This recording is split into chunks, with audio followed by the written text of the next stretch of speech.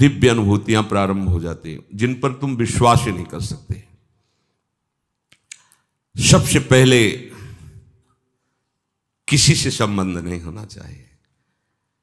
ऐसे तो बहुत से अनुभव होते थे, पर वो जो एक अनुभव हमें शेनपुर में हुआ, बड़ा दिव्य अनुभव। ठीक दोपहर का समय, वहां दिन में कोई नहीं जाता था, रात्रि की तो बात जा रही, दिन में कोई नहीं। कभी ऐसे पूर्णिमा आदि को 2-4 लोग ऐसे, एकदम जंगल, 24 घंटे में 2 रोटी और इतनी अरहर की दाल के सिवा कभी कुछ नहीं था, ही नहीं कुछ कि वहां फल फूल लोग आ रहे जा, कुछ नहीं, एकदम ऋषि भूमि। अब भी है, तपोभूमि है वो। बस वो 2 बजे दिन में वो, तो दोपहर में ऐसे कोई नींद का तो शायद सवाल ही नहीं कि नींद में थे, ऐसे नहीं। एक ऐसे बारंडा टाइप पुराना था, बहुत सी लता, गंगा जी ऐसे सामने लेटे हुए थे, मंत्राकार वृत्ति। ऐसी एक दिव्य सुगंध आई जो आज तक हमने कहीं वो सुगंध बाह्य में नहीं देखी।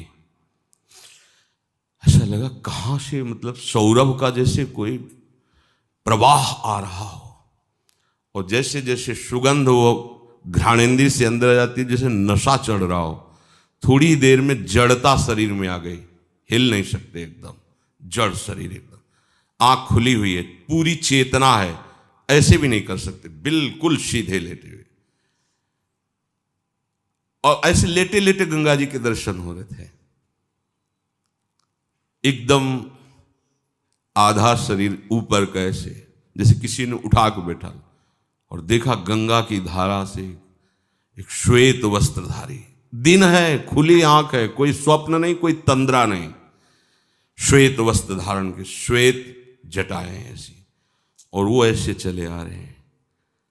देख रहे आए और गोद में से सर रखा, ऐसे ऐसे कर रहे, मस्तक को इतनी हम का इन्हीं के अंग से शौरावा, और कुछ बोले थे। वो जीवन का पहला दिव्य प्रगट में ऐसे, तो स्वप्न में ऐसे, प्रगट में ऐसे ऐसे कुछ कहा, कुछ बोले, इसके बाद सीधे ऐसे, और गंगा ऐसा पार आनंद कि वो बताया नहीं जा सकता। ऐसा जब आप उस सीमा को पार कर जाएंगे जहां कहीं किसी से अपनापन नहीं, शरीर से भी नहीं, वहां सैकड़ों बीछी ऐसे घूमती थी जैसे काले चींटे घूमते ना, भूरे काले चींटे, ऐसे बीछियां घूमती थी, बिचखापर, सांप, कई तरह, जंगल पुराना, गंगा जी का एकदम किनारा ना, कभी भी कुछ भी हो सकता है वहां।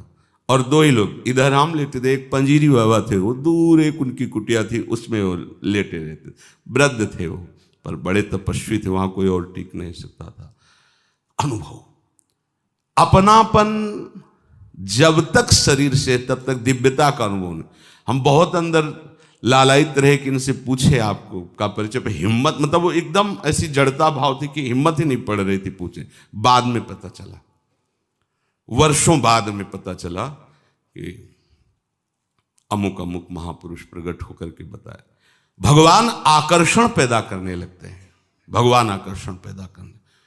उसी के बाद फिर भाई जी महाराज राधा बाबा का दर्शन ऑफिस में हुआ, नेत्र के सामने ऑफिस प्रकट है, ऐसे भाई जी करके, ऐसे क्या जानना चाहते हो, ऐसे चश्मा ऐसे कर, और पूज्य राधा बाबा बगल में बैठे हैं। तो उसे यही प्रश्न किया था, श्री कृष्ण की प्राप्ति कैसे होगी? ऐसे देखे और बोले, जब श्री कृष्ण बन जाओगे तो श्री कृष्ण की प्राप्ति हो जाएगी।